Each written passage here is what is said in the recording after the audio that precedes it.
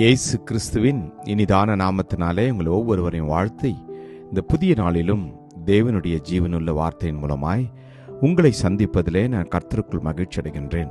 ரோமர் 12:17-18 ஒருவனுக்கும் தீமைக்கு தீமை செய்யாதிருங்கள், எல்லா மனுஷருக்கும் முன்பாகவும் யோக்கியமானவைகளை செய்ய நாடுங்கள், கூடுமானால் உங்களால் ஆன மட்டும் எல்லா மனுஷரோடும் சமாதானமாயிருங்கள்.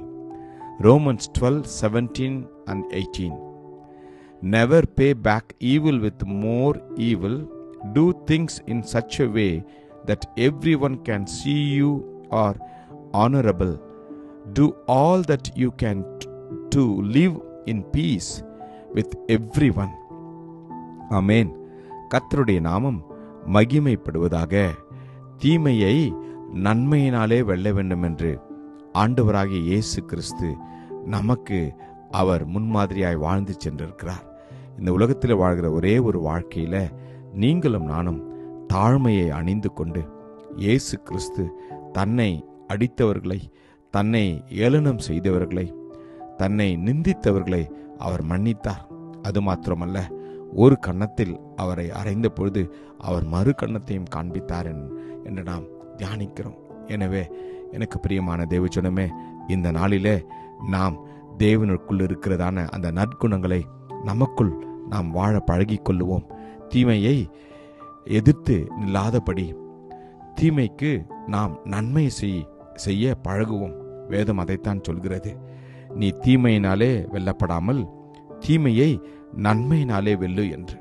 அது மாத்திரமல்ல, ஒருவரோடு ஒருவர் ஏக சிந்தையுள்ளவர்களாயிருங்கள், மேட்டிமையானவைகளை சிந்தியாமல் தாழ்மையானவர்களுக்கு இணங்குங்கள், உங்களையே புத்திமான்கள் என்று எண்ணாதிருங்கள் என்று.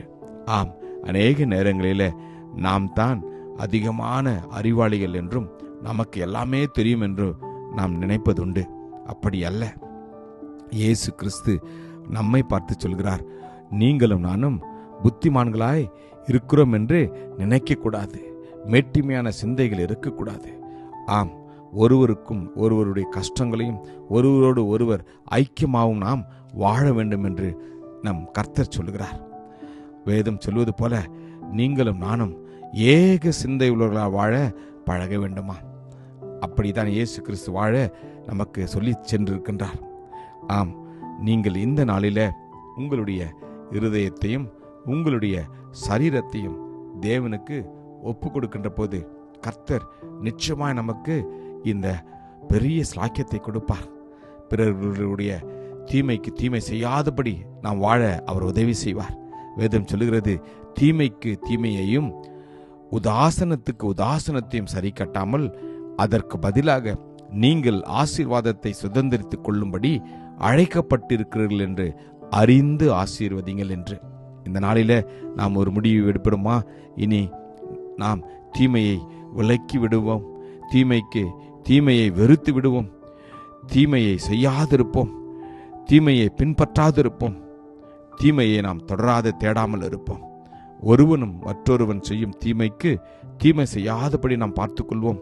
நன்மைக்கு தீமை செய்கிறவன் எவனோ அவன் வீட்டை விட்டு தீமை நீங்காது என்று நாம் வாசிக்கிறோம். ஆம் பிரியமானவர்களே, நீங்களும் நானும் தீமைக்கு நன்மை செய்ய பழகுவோம். கர்த்தர் உங்களுக்கும் எனக்கும் அவர் உதவி செய்வார். ஜெபிப்போமா? கிருபையும் இரக்கம் நிறைந்த நல்ல தகப்பனே, இந்த நல்ல நாளுக்காக உமக்கு நன்றி அப்பா. கர்த்தாவே, நாங்கள் ஆண்டவரே ஒருவருக்கு ஒருவர் தீமை செய்யாதபடி எல்லோருடன் அப்பா நாங்கள் யோக்கியமானவைகளையே செய்யவும், ஒவ்வொருவரோடு ஒருவர் தாழ்மையுள்ளவர்களாக இருக்கவும், ஒருவரில் ஒருவர் இயேசுவினுடைய அன்பை காட்டுகிற பிள்ளைகளாய் வாழவும் எங்களை அர்ப்பணிக்கிறோம்.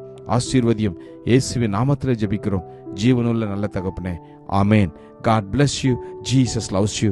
Amen.